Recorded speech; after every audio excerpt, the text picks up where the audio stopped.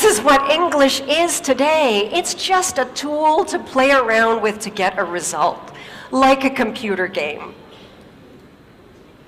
Now the challenge is that we know in schools all around the world, right? English is not really being taught like it's a tool to play with. It's still being taught like it's an art to master. And students are judged more on correctness than on clarity.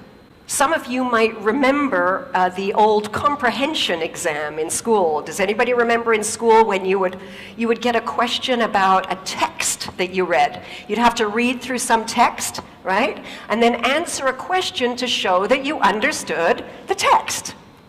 And this may have happened to you, that you showed that you understood the text, but you got a big X because you made a little grammar mistake. Like this student. Now this student clearly understood paragraph 4, but no, not correct, because he left the letter N off the word environment. But in the real world, what would matter? In the real world, what would matter is, did you understand the email, or did you understand your customer, so that you can go ahead and take action? Now the problem that I see here, over and over, is that people take the attitude they developed about English in school and they bring it into their adult life and into their work.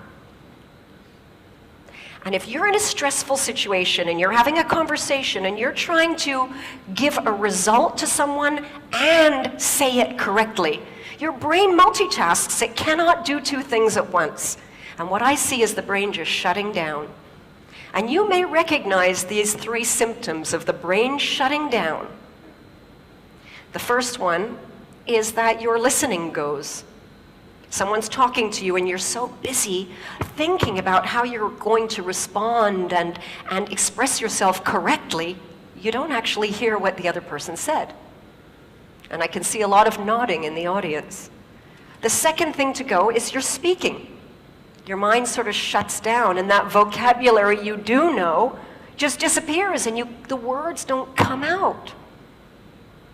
The third thing to go is your confidence. And the worst thing about this is you may only be confident because you cannot express yourself clearly, but to the person talking to you, they may misunderstand this as a lack of confidence in your ability to do the job, to perform. So if you want to speak English like Faisal with that great confidence, here's the one thing that you can do. When you speak, don't focus on yourself. Focus on the other person and the result you want to achieve.